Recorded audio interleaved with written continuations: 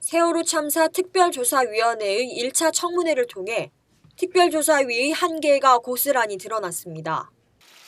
특조위의 수사권과 기소권이 없기 때문에 군안 업무를 독점한 민간 군안업체 언진의 대표 등 일부 증인이 출석하지 않았습니다. 청문회장에 나온 증인들도 무성의한 태도로 일관했습니다. 예, 기억이 없습니다. 모릅니다. 지금 기억이 잘 안 납니다. 그 부분이. 특조위가 자료를 충분하게 확보하지 못했다는 점 역시 신문 과정에서 목격됐습니다. 특조위원들은 청문회 내내 증인들에게 자료 제출을 요구했습니다. 이 두 가지 형태에 대해서 한번 좀 제출해 줄 수 있도록 좀 부탁을 드려도 되겠습니까? 네, 범대본 회의는 회의 자료들이 있죠. 네. 네, 그 회의 자료들 좀 제출해 주세요. 세월호 참사 진상규명특별법은 특조위가 세월호 참사와 관련된 자료 제출을 요구할 수 있도록 규정하고 있습니다. 하지만 자료를 제출하지 않을 경우 과태료만 내면 되기 때문에 자료 제출을 강제할 수 있는 권한이 부족합니다.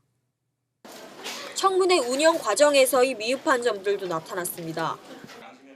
셋째 날 진행된 해군에 대한 질의 과정에서 청문회에 출석한 해군 측 증인은 권한이 없다는 말만 되풀이했습니다. 그리고 국정조사 기록을 보면 통영함 이야기가 나옵니다. 네. 해군 참모총장이 통영함을 투입해라라고 지시를 했다가 3시간 만에 철회했다는 얘기가 나오던데 3시간 만에 철회한 실질적인 이유가 무엇입니까? 그 역시 제가 답변할 사안이 아닌 것 같습니다. 그러면 해경으로부터 통영함을 투입해달라라고 하는 요청은 받으신 적이 있습니까? 없습니다. 없습니까? 모릅니까? 모르고 없습니다. 해군 지휘부가 아닌 현장구조 실무자가 증인으로 선정돼 해군에 대한 질의가 제대로 진행되지 못했습니다. 사흘 내내 방청석에서 청문회를 지켜본 유가족들은 일부 특조위원들의 진행 방식에 아쉬움을 표했습니다. 질의 방식에 있어서도 문제가 있었습니다. 보고를 받았습니까? 안 받았습니다. 그렇군요. 대표적입니다. 보고를 받았는지 안 받았는지도 중요하지만 보고 여부와 관계없이 그러한 사실을 알았는지 몰랐는지도 중요한 것이고 그리고 그것으로 인해서 이어지는 결론을 내는 것이 중요한 겁니다. 이번 청문회는 야당과 유가족 등의 추천을 받은 위원들만 참석하면서 반쪽 청문회라는 지적을 받기도 했습니다. 문제는 반쪽 청문회를 만든 원인이 정부 여당에 있다는 점입니다.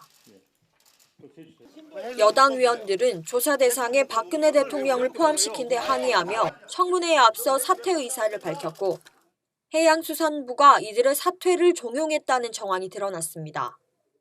여당 위원들의 불참이 공영방송에서 청문회를 찾아보기 어려웠던 빌미가 됐다는 주장까지 나왔습니다. 우리 시민들께서 방송사에 항의 전화 걸었습니다. KBS에서 여당 추천위원들이 안 나오는 반쪽짜리 청문회에서 할 수 없다라고 얘기했다고 합니다. 특조위가 넘어야 할 산은 앞으로도 많습니다. 내년도 특조위 예산은 요구안에서 70%나 깎여 배정됐고 일부 여당 의원들은 내년 총선 예비후보 등록을 마쳤습니다. 국민TV 뉴스 도혜민입니다.